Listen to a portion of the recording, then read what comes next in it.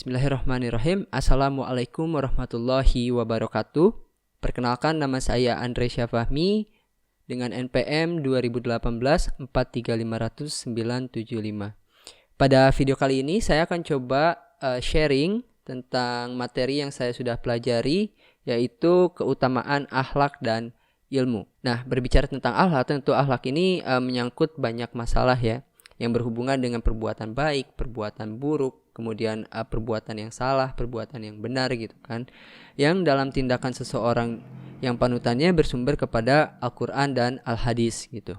Nah, kemudian pengertian akhlak sendiri itu menurut bahasa atau etimologi, akhlak ialah bentuk jamak dari kata khuluq yang berarti budi pekerti, perangai, tingkah laku atau tabiat. Nah, khuluq ini merupakan gambaran sifat batin manusia, gambaran bentuk lahiriah manusia gitu, seperti raut wajah, gerak anggota badan di seluruh tubuh lah gitu. Dalam bahasa Yunani, pengertian khuluq ini disamakan dengan kata etikos, yang kemudian kalau dalam bahasa Indonesia itu berubah menjadi etika. Dan umumnya yang berkembang di masyarakat bahwa perkataan akhlak ini sering juga disamakan dengan kesusilaan atau sopan santun ya, yang pada saat ini diganti dengan kata moral dan etika. Secara terminologi, para ulama sepakat mengatakan bahwa akhlak adalah hal yang berhubungan dengan perilaku manusia. Namun, mereka berbeda-beda dalam menjelaskan pengertiannya. Seperti pengertian dari Abu Hamid Al-Ghazali, beliau mendefinisikan akhlak sebagai suatu sifat yang tertanam dalam jiwa, yang daripadanya timbul perbuatan-perbuatan yang mudah dengan tidak memerlukan pikiran dan pertimbangan jika sekiranya sikap itu muncul berupa perbuatan-perbuatan yang baik dan terpuji menurut akal dan syariat. Kemudian ada juga pendapat dari Ibnu Mishkawayh.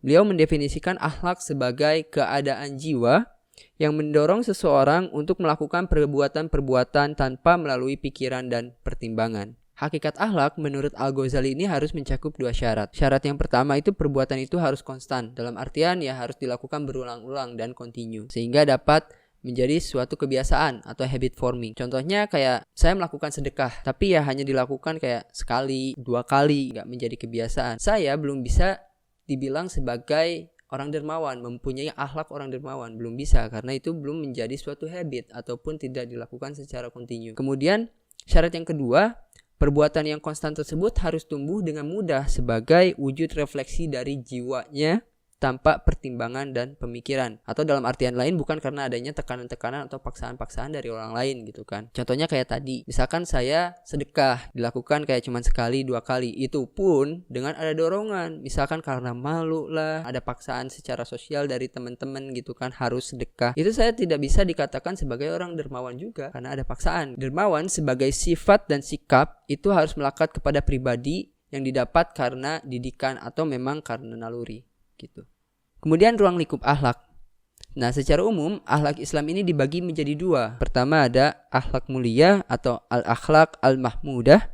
Kemudian ada akhlak tercela atau al-akhlak al-mazmumah. Akhlak mulia ini harus diterapkan ke dalam kehidupan sehari-hari gitu kan, seperti yang kita tahu semua. Dan akhlak tercela harus kita jauhi, jangan sampai dipraktikkan dalam kehidupan sehari-hari. Nah, kemudian dilihat dari ruang lingkupnya, akhlak Islam ini dibagi menjadi 2 bagian. Pertama, ada akhlak terhadap Khalik, kepada Allah Subhanahu wa taala, kemudian ada akhlak terhadap makhluk ciptaannya Allah Subhanahu wa taala. Akhlak terhadap makhluk ini masih bisa kita rinci lagi menjadi beberapa macam. Pertama, akhlak terhadap sesama manusia. Kemudian akhlak terhadap makhluk hidup selain manusia, seperti kepada tumbuhan, kepada binatang gitu. Kemudian akhlak terhadap benda mati. Jadi kita pun harus mempunyai akhlak terhadap benda-benda tersebut kan, ataupun terhadap makhluk-makhluk selain manusia. Ruang lingkup akhlak dalam Islam itu sangatlah luas. Pertama ada perasaan akhlak. Nah, ini perasaan akhlak ini adalah kekuatan seseorang yang dapat mengetahui suatu perilaku. Apakah perilaku ini baik, apakah perilaku ini buruk. Nah, baik atau tidaknya perasaan akhlak tersebut tergantung pada motif atau niatan dari perbuatan tersebut. Kemudian ada pendorong akhlak. Pendorong atau stimulan itu kekuatan yang menjadi sumber kelakuan akhlak. Tiap tindakan manusia ini mempunyai pendorongnya tersendiri, beda-beda jadi tiap manusia. Hanya saja bentuk tindakan itu aspeknya bersifat konkret, dalam artian bentuk tingkah laku manusia gitu kan. Sedangkan pendorong atau stimulan yang tadi itu sifatnya atau aspeknya abstrak. gitu. Tersembunyi dalam batin manusia yang mana tidak dapat dijangkau atau diketahui oleh panca indera manusia. Kemudian ada ukuran akhlak.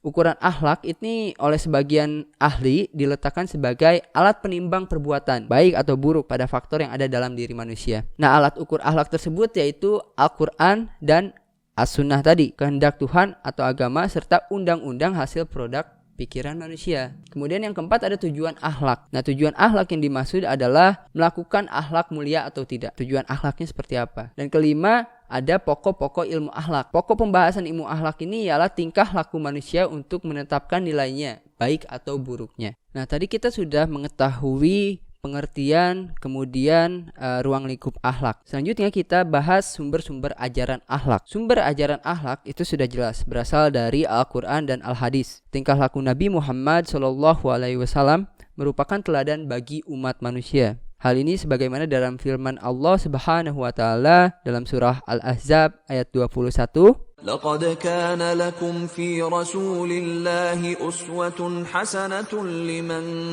كان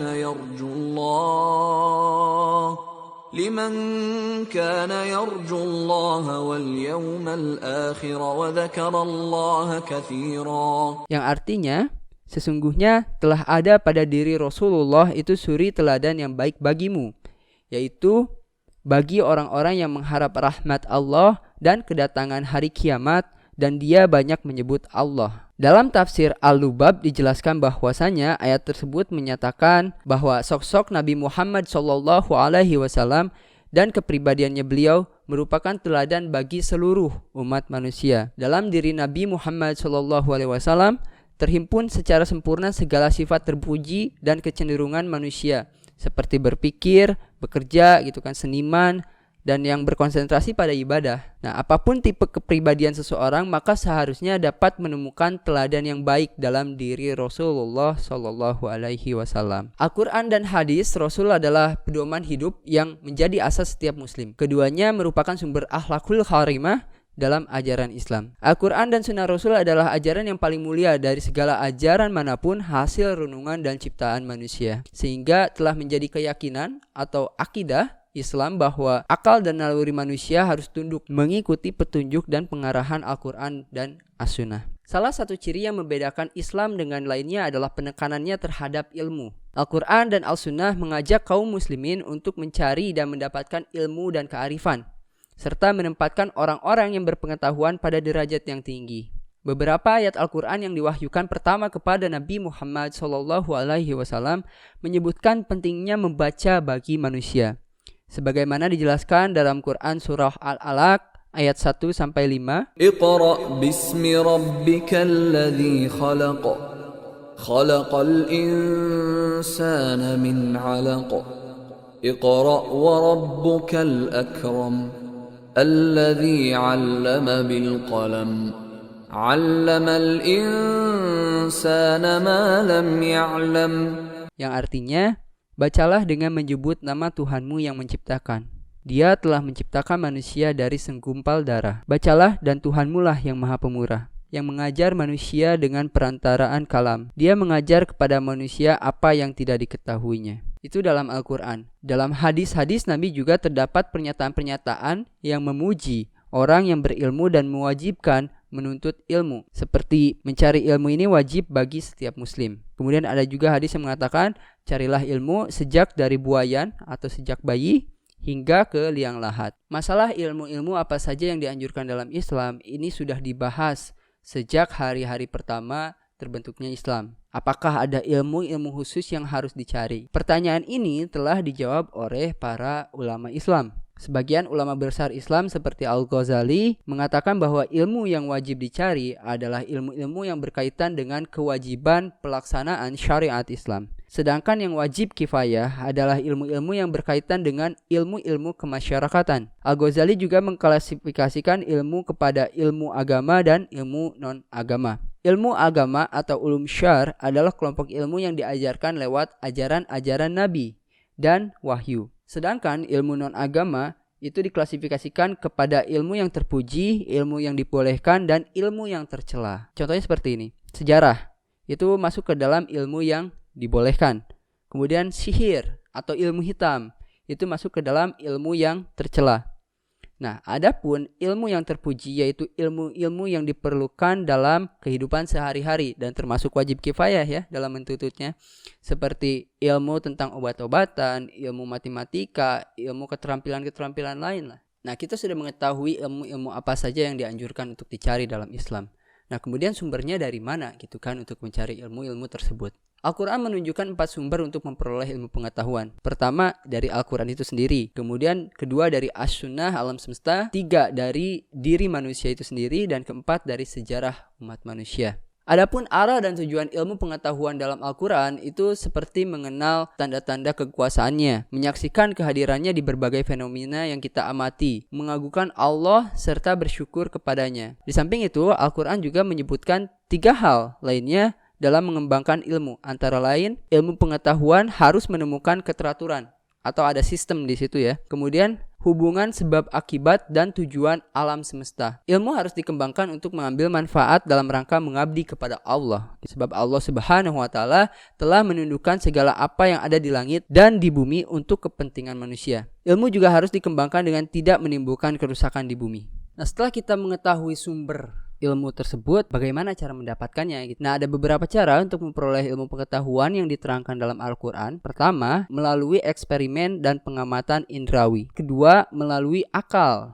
yaitu dengan jalan ta'akul, tafakuh, dan tasakur, atau merenungkan, memikirkan, memahami, dan mengambil pelajaran. Dan ketiga, melalui wahyu atau ilham. Allah Subhanahu wa taala dapat memberikan kepada manusia yang dikehendaki tanpa proses berpikir ataupun pengamatan empiris, tetapi diberikan secara langsung gitu. Salah satu bukti kekuasaan Allah Subhanahu wa taala. Kita sudah mengetahui cara mendapatkan ilmu, kemudian ilmu yang berguna itu yang seperti apa. Nah, di sini juga disebutkan bahwa adapun kriteria ilmu yang bermanfaat adalah ilmu yang ditujukan untuk mendekatkan diri kepada Sang Khalik, kepada Sang Pencipta, kepada Allah Subhanahu wa taala sebagai bentuk pengabdian kepadanya.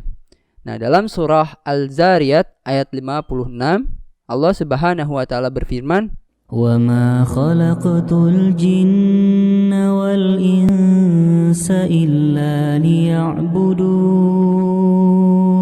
Yang artinya, dan aku tidak menciptakan jin dan manusia melainkan supaya mereka mengabdi kepadaku. Selanjutnya juga ditegaskan dalam firman Allah Subhanahu wa taala dalam surah Yasin ayat 61, wa an i'buduni hadza siratun mustaqim, yang artinya dan hendaklah kamu menyembahku, inilah jalan yang lurus. Sekian yang dapat saya bagikan dalam video ini. Mohon maaf apabila ada kesalahan dalam penyampaian surah, hadis ataupun perkataan. Assalamualaikum warahmatullahi wabarakatuh.